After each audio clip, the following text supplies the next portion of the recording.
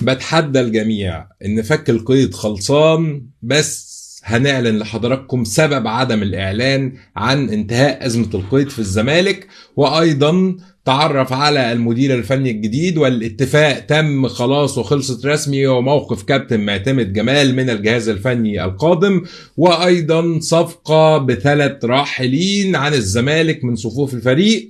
اهلا وسهلا بحضراتكم، ومن غير مقدمات لكن في ثانية إلا ربع اعمل لايك، شير الفيديو، اثبت حضورك بكتابة عاش الزمالك، وما تنساش تعمل متابعة سواء على الفيسبوك أو على اليوتيوب وفي كل مكان. عايزين عدد المشاهدين بعدد اللايكات، عايزينك تبقى موجود وداعم دايما، لأنك عارف اللي احنا بنمر بيه على الصفحة وما يحدث معنا من بعض اللجان الإلكترونية اللي انتوا عارفين مين اللي مسرحهم، لكن مش ده موضوعنا. خلينا في الكلام المحترم، الكلام المهم، الكلام الأهم من هؤلاء، وندخل في مواضيعنا على طول. سريعا كده، موضوع القيد. اول موضوع اللي بيبقى موجود في دماغ الكل وصداع في دماغ كل زملكاوي. بصوا، امبارح طلعت اعلنت لحضراتكم انتهاء ازمة القيد في الزمالك.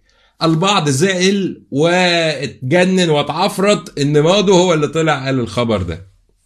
مش بتكلم على النادي خالص ولا الاداره، بتكلم على الناس اللي بتتكلم في الوسط الرياضي. البعض كان زعلان وغضبان ان ازاي الراجل ده هو اللي يطلع يقول الانفراد بتاعه كلامه يطلع صحيح، ازاي الراجل ده يقول قبلنا وياخد اللقطة، ازاي كل اللي يهمني عزيزي الزملكاوي المتابع حضرتك، ان حضرتك ما تبقاش قاعد بتغلي ودماغك بتروح وبتودي وبتجيب، والكود مش هيتفك، وتسمع كلام من هنا وتسمع كلام من ابراهيم سعيد وتسمع كلام من الناحية دي وتسمع الكلام الوحش. انا عايز اجيب لك الخبر السعيد. بحترم الجميع وبتمنى ان كل الناس تبقى انجح مني، ابقى انا بصوا اخر واحد في كل الناس. سيبك بقى من كلمه بابا المجال، بابا المجال دي انتوا اللي كتبتوها عليا وانا بهزر واكتب بابا المجال، بس فعلا بابا المجال بصراحه اللي يجيب كل الاخبار دي صحيحه ورا بعض يبقى بابا المجال، بس انا بهزر معاكم مش ده الموضوع. فبعد ما قلنا موضوع القيد، الناس اتضايقت واتعصبت وزعلت واتقمصت ودبدبت رجليها في الارض، واشمعنى ما دول اللي قال.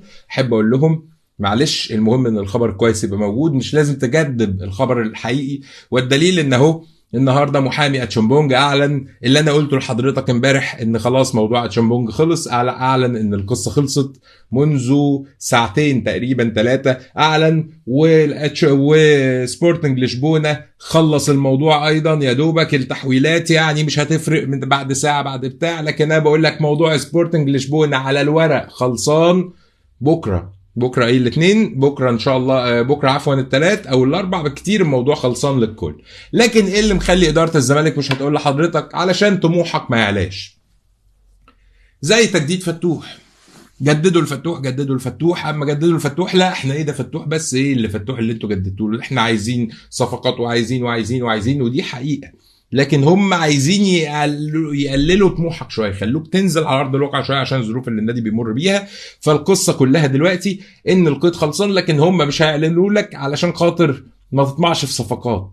هيحصل صفقات هيحصل تدعيمات، وهحكي لحضراتكم انفرادات دلوقتي عن التدعيمات، لكن ما تعلاش قوي بطموحك. احنا بنلم الدنيا، عايزين صفقة ولا 2 ولا 4 ولا 5 لو الدنيا لعبت معانا، احنا عندنا فلوس. فانت لو اعلن لك يوم 8 النهارده كام 8 يناير فك القيد، انت هتقعد 22 يوم كل يوم عايز صفقة. هتبدأ معاك بمحمود حمادة، هتنتهي معاك انك عايز ترجع طارق حامد وبن شرقي وساسي ومصطفى محمد كمان وحياتك، واحمد حجازي من هناك، والشناوي من الاهلي، واحمد عبد المنعم.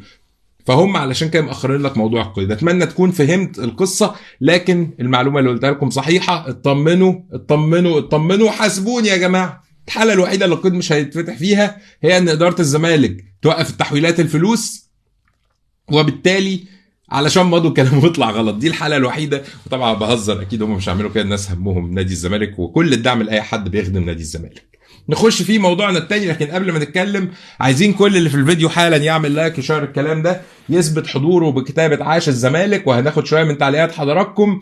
لكن خلينا نقول الاول الاخبار بتاعتنا ونخلصها، بعد كده ناخد جزء من تعليقاتكم. لكن انا شايف الناس كتير ما شاء الله في البث المباشر، يا ريت حضراتكم كلكم تعملوا لايك. يلا كل اللي في الفيديو يعمل لايك، علشان احنا بنطلب دعم حضراتكم للظروف دي. وبقول للناس اللي زعلانه من كلمه اعمل لايك وشير الفيديو، اعتقد ده من حقي يا جماعه. انا من حقي المعلومه اللي بقولها اخلي الناس توثقها، من حقي ابقى عايز صوتي يوصل للناس اللي متواجدين على صفحتي.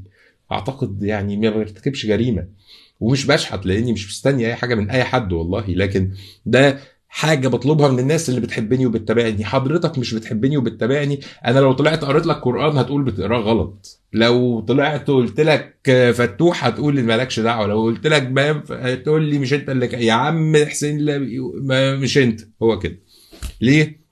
عشان انت اصلا من جواك مش محتاج كده تعرف ان الارزاق دي بتاعت ربنا.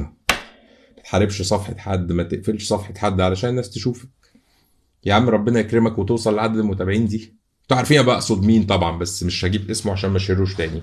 المهم ناخد شويه من تعليقاتكم ونتكلم عن صفقه قويه جدا، وهي الصفقه اللي فيها 3 لعيبه. ايه القصه؟ محمد صبحي يقترب لبيراميدز، وعمرو السيسي يقترب لزد في صفقه الكابتن اللاعب الوسط محمود حماده. انا بالنسبه لي شايف ان الصفقه دي يعني تستحق هذا الوجود، تستحق هؤلاء، ايوه، لانك في لعيبه ما بتستفادش منها في نادي الزمالك، وفي لعيبه انت مش بتستفيد من وجودها في نادي الزمالك، يخرجوا في صفقات كتيره. لكن انا عندي تعقيب على ناصر منسي. ناصر منسي يا جماعه لعيب مهم قوي، ناصر منسي لعيب مهاجم كويس، لكن ما خدش فرصته. لكن ايه سر رحيله عن نادي الزمالك او اقتراب رحيله من نادي الزمالك؟ ان عقده كبير، والاداره بتحاول تنزل عقود اللعيبه اللي ليها عقود كبيره، زي ابراهيم نضاي اللي زي ما قلت لحضراتكم من شهر والناس ما صدقونيش، والنهارده بدأوا تتردد في الاعلام ان ابراهيم نضاي عقده اكبر من احمد مصطفى زيزو. والله زي ما بقول لك، عارفين زيزو اللي هو الكره المصريه دي ما فيهاش واحد بمهارته حاليا؟ ابراهيم نضاي اللي ما اداش للزمالك اي حاجه عقده اكبر من زيزو، فدي كارثه كبيره في نادي الزمالك. طيب هاخد شويه من تعليقاتكم، لكن قبل ما اقول التعليقات اثبت حضورك بكتابه عاش الزمالك، واعمل لايك ومتابعه واشتراك على اليوتيوب، ولو انت على الفيسبوك روح اعمل متابعه حالا لليوتيوب، ولو انت على اليوتيوب روح اعمل متابعه للفيسبوك واسمع شويه اخبار كمان. ماضو صوت الزمالك الاول محمود عبد الغني، الله يبارك لك، الف شكر يا ماضو، مالكش دعوه بالحاقدين، كمل طريقك وكلنا معاك وكلنا بنحبك، ويا رب ماشي يا سيدي، يا رب تبقى نمبر 1 يا عم. لا انا نمبر 1 والكلام ده ما بيفرقش معايا خالص. شكرا لحضرتك يا استاذ هاني. محمد شكري بيقول لي يا ماضو كلامك دايما بيطلع صح ومهما حاولوا ايه ده يا جماعه؟ والله هيقولوا اني دافع لكم فلوس على الكلام ده، يعني الله يبارك لكم، شكرا. بلاش كلام اللي هو الحب الزياده ده عشان بصدق والله. يا ماضي قول لنا موعد فك القيد امتى؟ حاضر هقول لحضرتك موعد فك القيد اول لما اداره الزمالك يجي لها مزاج تعلن بس، لكن القيد على الورق اتفك امتى؟ خلاص امبارح كل حاجه خلصت، بكره بعده بالكتير قوي كل حاجه، حتى الاتحاد الكوره اللي بيقولوا ما جالهمش، انا بقول لكم جالهم، وفي ناس من اتحاد الكوره قال جالنا خطابات. لكن معلش انا يا سيدي معلش، انا مش سابق خلاص، انتوا اللي قلتوا الخبر حصري. فمبروك لجمهور الزمالك.